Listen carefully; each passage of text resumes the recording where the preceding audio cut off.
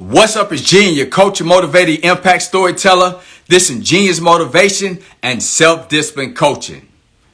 Today I want to talk to you guys about my favorite topic now, self-discipline. And to remind you guys, my definition of self-discipline is doing the productive things that you said that you were going to do, despite how you feel that's going to lead to your success. So if you tell yourself you want to lose 10 pounds and you're going to go to the gym at 6 o'clock p.m. comes, when 6 o'clock p.m. comes and you feel tired, you're worn out, you go anyway. That is self-discipline. Now, self-discipline is very important. If we want to realize any goals or dreams in our life, we have to be very focused. We have to be very intentional. Self-discipline is being proactive. Self-discipline is having the self-control not to give into your urges of not doing the things that you know that's going to lead to your success in life.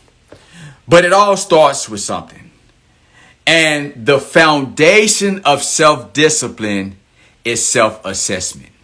You see, a lot of us, we don't take the time to self-assess. So what is self-assessment? Self-assessment is taking a deep and honest evaluation of our own emotions, attitudes, and behaviors. And this is when we start to figure out, why we're not going after our dreams, why we're not going after our goals, why we keep procrastinating, why are we doing these things? It's because we are not figuring these things out through self-assessment, and that's why a lot of us are dealing with an unworthy mindset. We don't feel we're worthy of our goals. We don't feel we're worthy of our dreams. And many of us, we've been affected by things from our childhood. We've probably been affected by things that was taught in our family. We probably have things that's going on subconsciously that we haven't taken the time to deal with. So those things are keeping us going for our goals and dreams. But if we want to start to break through those habits that we have currently that are causing us to be lazy, to procrastinate, we have to start self-assessment so we can become self-aware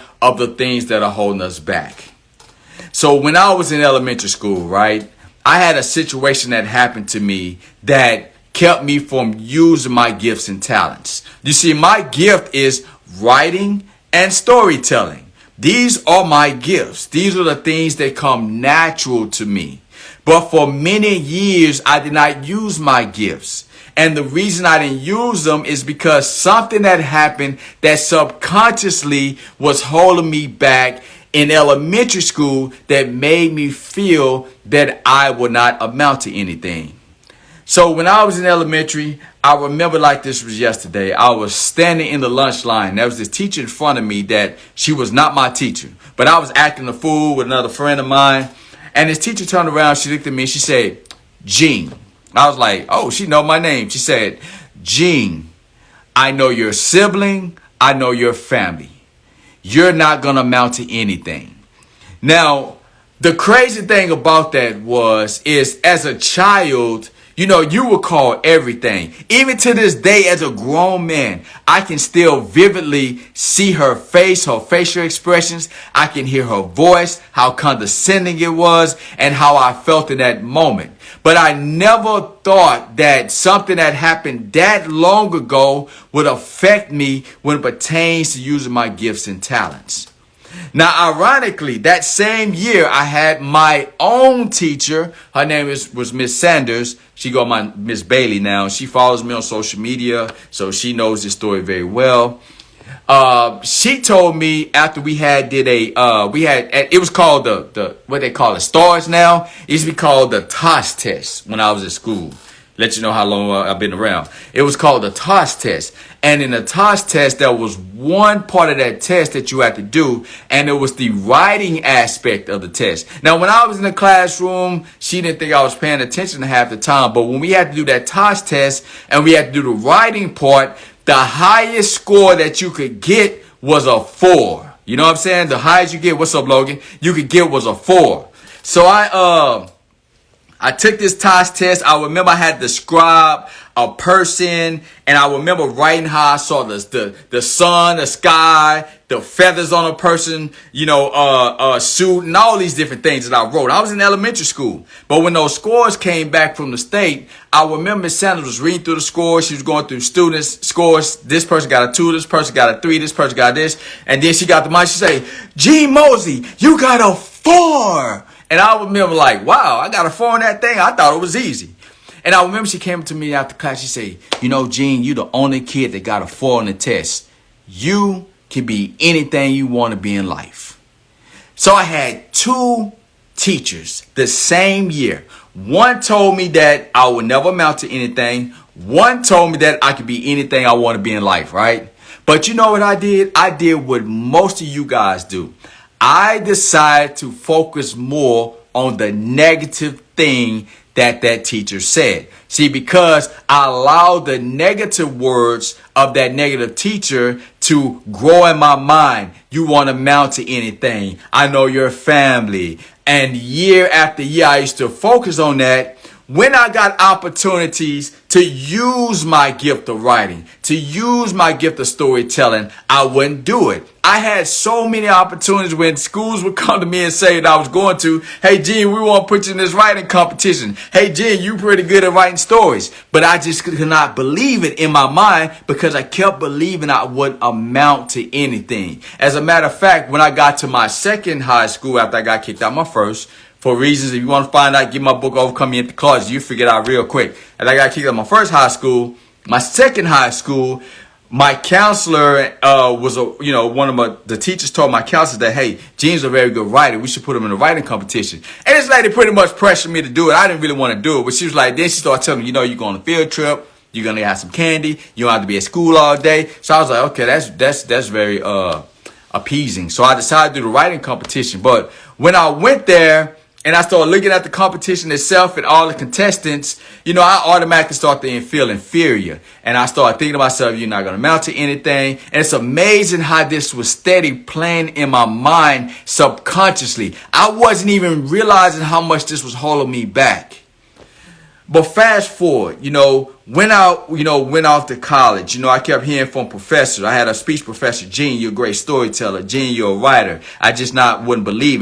And I had this, Dr. Rush was her name. She kept saying, you have a gift at this. You should focus on this. You should concentrate on this. But I would not do it because I had this unworthy mindset.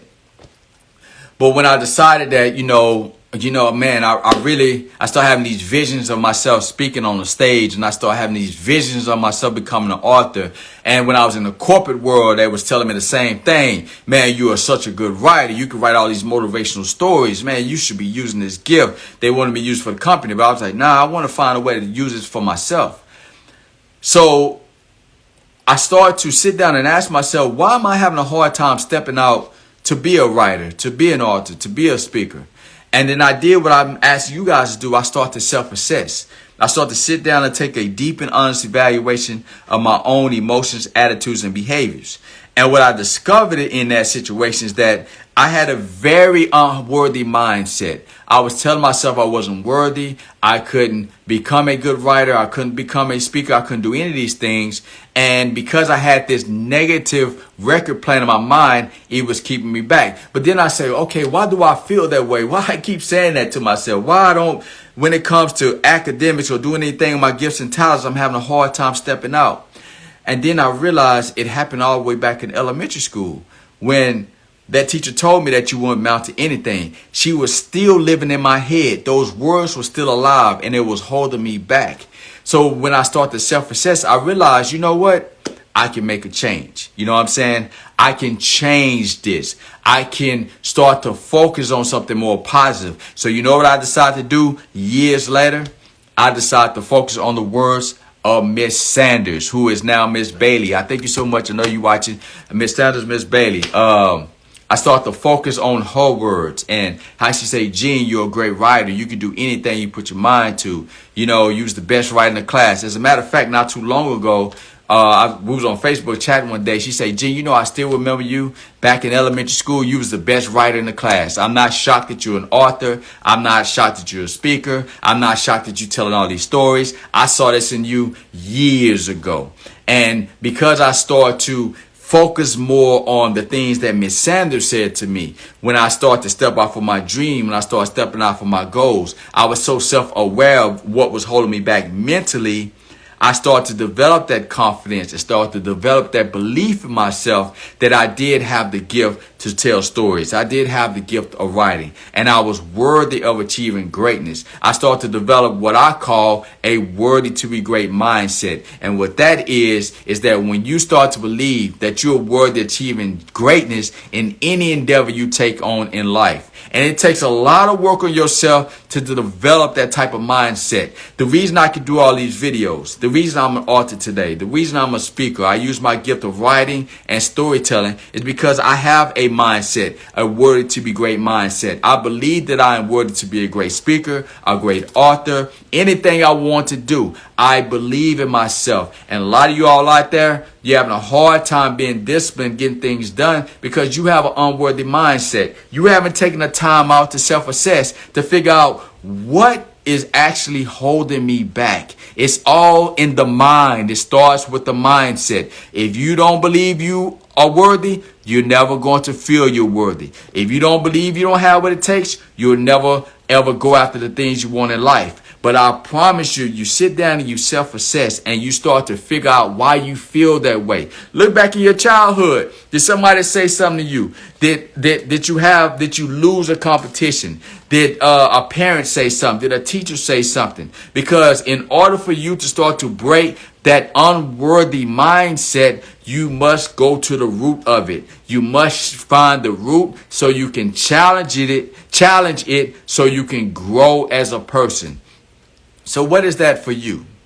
I don't know. Only you can answer that question. But I know in order for you to develop a worthy to be great mindset, in order for you to overcome unworthiness so you can start getting things done, you must start with self-assessment. So I want to challenge you to sit down when you're by yourself and ask yourself some real questions. What is holding me back? What is it about me? What is in my thinking that I'm saying to myself? Why am I telling myself I'm not good enough? Why am I telling myself I don't have what it takes? And then ask yourself another question. Okay, who helped feed that into my mind? Who told me these things that I decide to believe, this negativity? You know what I'm saying? And once you figure that out, start focusing on all the positive things that people said to you. And then you take those positive things and then you create your own statement that's going to define you. For example, I know that Miss, Sanders was telling me I'm a great, I'm a great writer. I can do anything in life. So you know what I started telling myself? I started saying over and over again, I am a healthy, I'm a wealthy, I'm a powerful motivational speaker. I'm a healthy, I'm a wealthy, I'm a powerful motivational speaker. And I have so many of these type of affirmations that I do for myself so I can define Gene. I don't let the world define me. I don't let other people tell me what I can and cannot do anymore. I tell myself that. I believe in myself, but it's all because of my mindset. And if you want to get to the point that you can start putting in the discipline that's necessary to realize your goals and dreams, you must first self-assess, become self-aware of the things that's holding you back mentally, because that is the only way you're going to break the chains of an unworthy mindset so you can develop a worthy to be great mindset to believe that you are worthy of achieving any greatness that you want to achieve in this life. So that's what I want to talk to you guys about today, man. I want you to be able to live your dreams. I want you to be able to realize your goals. But in order for you to do so, you must overcome an unworthy mindset so you can get things done. And that is possible in your life because you are worthy to be great.